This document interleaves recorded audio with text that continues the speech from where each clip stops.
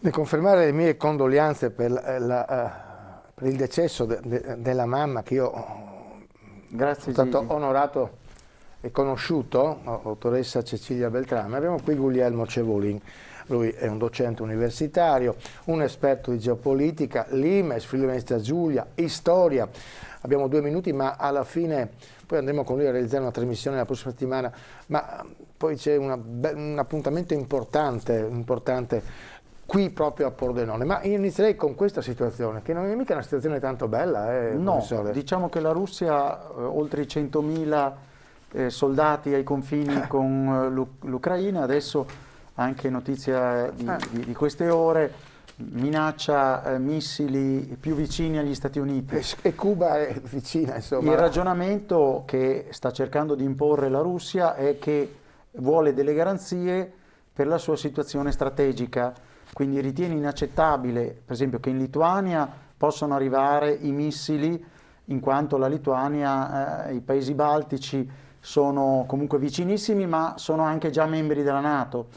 Dall'altro lato, l'Ucraina, se diventa membro della NATO, si creerebbe addirittura anche qui il problema dell'articolo 5, cioè della necessità dell'autodifesa e così via, della difesa. Che è basilare della NATO, poi, che no? è l'argomento centrale. Io vengo ad aiutare te se hai bisogno, ma tu devi venire a aiutare me. Ecco, allora, però c'è anche da dire che la Russia sta, in questi modi ovviamente minacciosi, ma anche in modi diplomatici concreti, con i trattati, 2 trattati ha proposto alla NATO e agli Stati Uniti che sono stati rifiutati.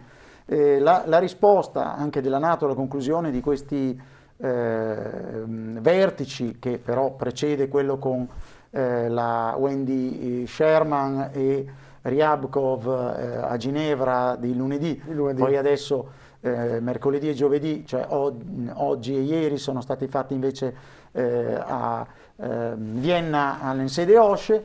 In pratica lo scontro è questo: la NATO ha detto va bene più o meno sui 3 argomenti dei trattati, missili, nucleare e esercitazioni, ci si potrà mettere d'accordo. Hanno aggiunto il tema della cyber security, che infatti è un tema molto caldo, però ecco, praticamente si sta vedendo, ci sono molte incomprensioni. Tuttavia, un dato di fatto sembra che da un lato la Russia non voglia fare l'invasione all'Ucraina, dall'altro lato il massimo che faranno in caso anche di invasione dell'Ucraina saranno delle pesanti sanzioni, sia Russia che NATO.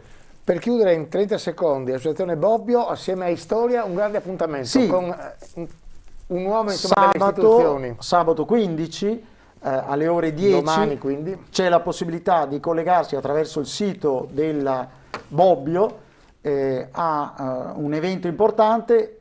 Giuliano Amato, membro della Corte Costituzionale, dialogherà nell'ambito diciamo dell'associazione culturale Norberto Bobbio di Pordenone e con la collaborazione di Storia sul tema della sovranità europea, e quindi invitiamo tutti a partecipare. Cade a pennello, insomma, dai. Con questa segnalazione comunque che se ci fossero degli eventuali disturbatori c'è la Digos e c'è la Polfer, e quindi nessuno, ecco, astenersi i disturbatori, ecco, che sappiamo che anche Gigi Di Meo su queste cose è piuttosto severo, e quindi ecco, avvisiamo che non bisogna disturbare, bisogna lasciar correre e andare a questo evento importante per Pordenone. Grazie a professor Guglielmo Cevolin.